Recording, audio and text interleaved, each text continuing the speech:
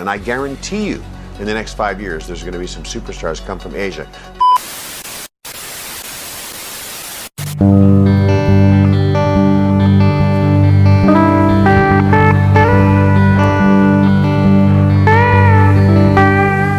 Hi friends of I Love Kalihi Vlogs.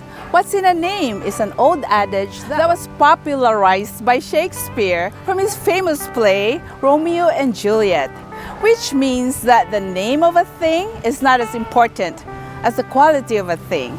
But you know, the more I think about it, I think there is something in the name. Just like there is something with Filipinos that is now commonplace and predictable even. I'm talking about Filipinos being music lovers and great singers. Now, does that mean that all Filipinos can sing? Rather than not, let's say that those who sing publicly can really carry a tune, if not more.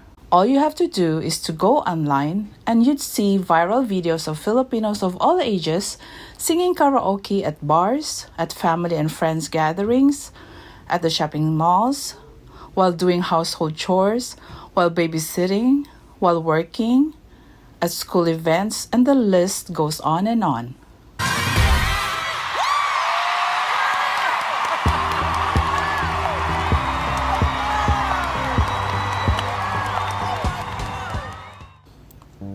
As a Filipino, I ask myself, why are we Filipinos known to be singers? It must begin from our mothers singing to us to sleep as babies, to being urged to sing in front of our relatives or guests for entertainment and warm welcome. I remember my mom telling me as an adult that when she would sing to me to sleep as a baby, I would react like I understood what she was singing. If she sang a sad song, I would still fall asleep, but I would be tearing up as opposed to a happy song. So does that mean that our sensibility is innate? What babies can feel and understand at a very young age is for another story. But definitely, culture plays a big role in who we are as people. What makes a Filipino audience different? Nowhere on the planet, boy, nowhere on the planet do people sing in the audience the way they do in the Philippines. Thank you. Philippines love their music more than any other place I've ever been. You will never see me say that anywhere else in an interview, anywhere on the planet. Having grown up in the Philippines, I remember that a day in the classroom starts with a short program. The teacher would assign a host, and the host student would then decide on who to call among the classmates to perform. I remember as a first grader that we would try to give our little classroom's program a variety. If we would be called on, we'd sing, recite a poem, or tell a short joke. It was all in fun, and I don't remember being nervous, and although I don't remember volunteering to perform, there were always some who did.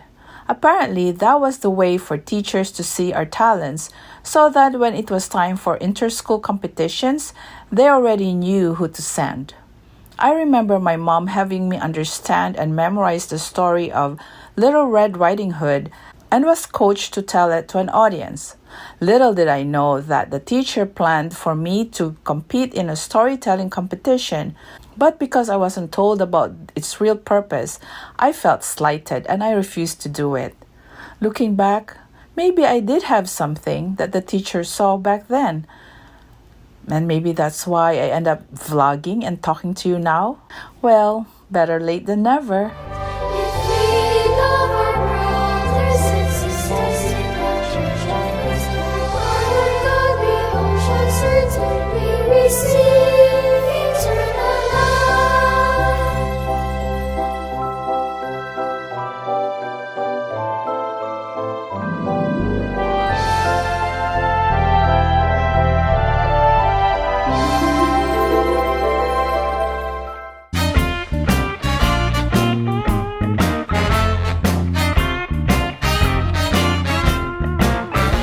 We didn't even realize it, but we grew up with art.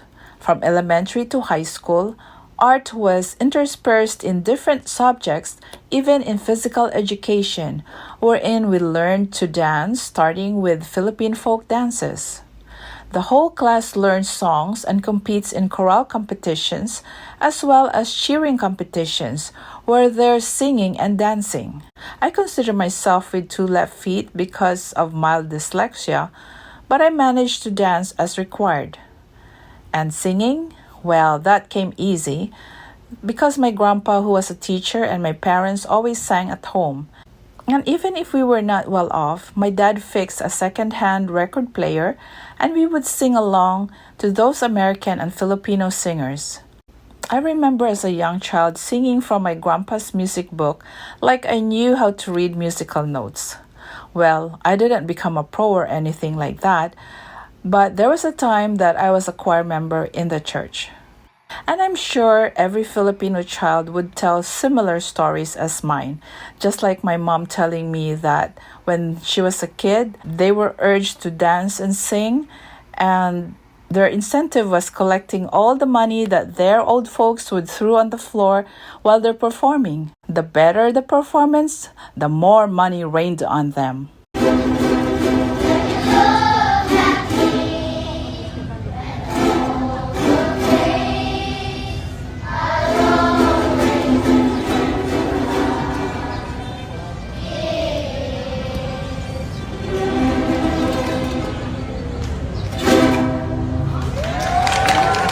Now fast forward to today, and my favorite subject when it comes to singing is SB19, the kings of Pinoy pop.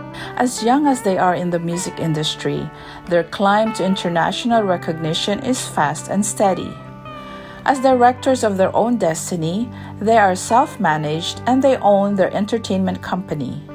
They work hard in composing and producing their own songs, creating their own dance choreography, and creating their own brand of presentation, including music videos. And because they are forward thinkers, they allow and in fact encourage each other to come up with their solo music projects.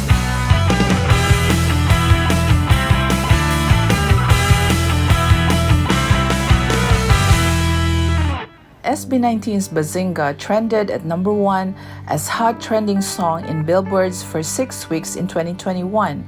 And in that year, SB19 was a contender for Top Social Artist at the Music Billboard Awards against huge international artists, the first Filipino and the first from Southeast Asia. In 2021, they succeeded in their Wyatt tour in several US cities and Singapore. In 2023, they dropped their Pagtatag EP with Gento as their carrier song. Soon after, Gento went viral with people from all over the world dancing to its unique choreography. Capitalizing on the popularity of Gento and 5 other songs in that EP, they had a successful tour of more cities in the US and Canada, as well as the UAE and Japan. This early on in 2024, SB19 is busy as ever, being invited to several provincial events, company events, national events held in the Philippines and other countries, as well as each member being busy with their personal events.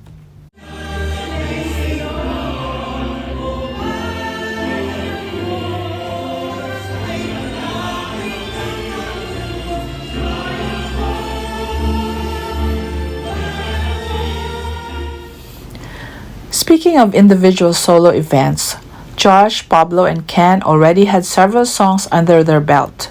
Now Justin and Stell finally launched their first solos, Surreal and Room, respectively. Justin's first composed Surreal was presented in a beautiful music video he himself created, and it reached its first million stream in just a week. A month later, Stell dropped his single Room, just a couple of days before his 29th birthday. And to prove that brotherly love dwells in this group, Pablo wrote Room, and it was co-produced by his brother Josue. Justin was the creative director of the music video. Ken and Josh helped by critiquing the shots before the music video was finalized. Not to mention, Ken and Pablo also served as background singers for Stell. By the way, Justin's Surreal was also produced by Pablo and Josue. From the start, napaka-supportive talaga nila. Like, ito nga lang itong sa room nga lang si Pablo yung nagsulat. katulong niya yung kapatid na si Jose mag-produce, si Justin yung nag-direct, and then kahapon pinapanood namin yung offline edit, si Ken tsaka si Josh ang dami na sinasabi, o ito dapat, itong part na to, dagdagan nyo ng ganito, tapos ito, usog nyo to, ito magandang part na yan, gano'n sila. Parang nararamdaman ko yung 100% support nila. So, thank you guys. I love you so much. I know you're there somewhere. And one more, yes. Ano naman yung reaction ng members no, when they heard yung room for the first time? Eh, ganon. Okay, ganon Kasi ano? When it comes to SB19, here's sharing a concept from my favorite content creator, Casual Chuck, in his SB19 story, episode 6, Kings.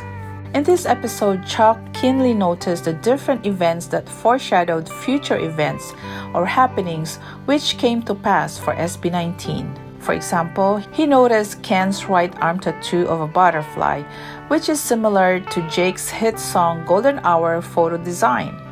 And SB19 ended up collaborating with Jake for that song. And while waiting for their turn to perform on stage, at the Binibining Filipinos beauty pageant, Josh and Stell were playing around backstage as pageant contestant and host, and only to find out that after a year, Josh came back to the same pageant as one of the judges. And our judge will be The most charismatic member of multi-awarded and Billboard nominee P-pop phenom, SB19, Mr. Josh Collins.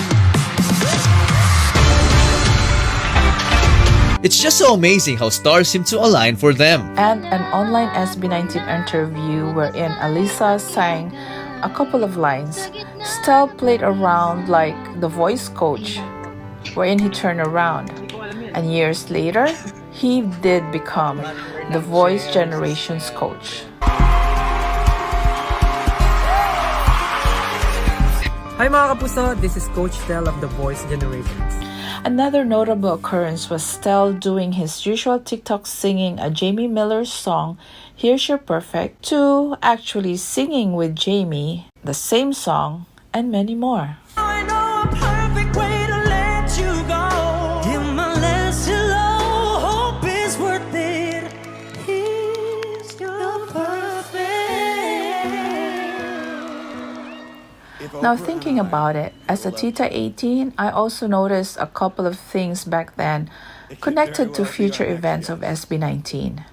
You see, I was a big fan of Cherise Pimpenko before SB19 came along. You know, she was kind of discovered by Oprah and she had concerts with David Foster. And even my Filipino-American neighbor here would play those concert videos of Cherise out loud because it's normal for us Filipinos to be proud. This week, many of us Filipinos once again are proud that another Filipino singer magnified the same song all by myself. And that's SB19 Stell, a hero. Where's the connection? Well, apparently David had noticed Stell's TikToks wherein he covers different songs, and David had commented positively on one of those posts that upon coming to Manila for his Hitman's concert, Asia Leg, Stell was invited for 3 opening numbers. And because David knows Stell's singing ability, he offered to bring him back on stage, which kinda ended up as the main event.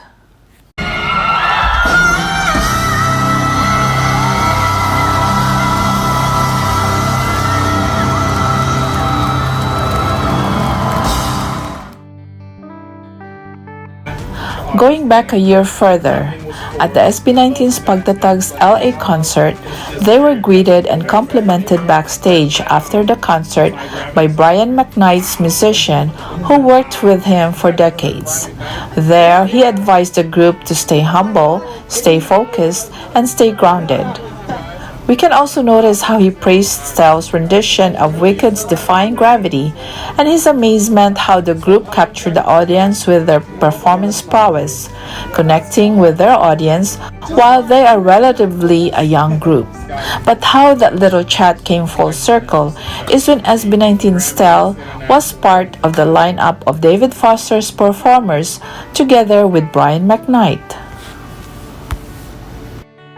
Whether there's truth to popular perception that Filipinos are great singers or not, there should be something in a name.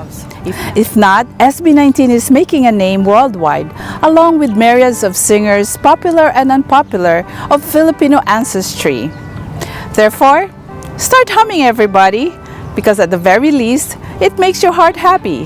This is Tita 18, Theta Pilar Pineda, from Honolulu, Hawaii. Aloha!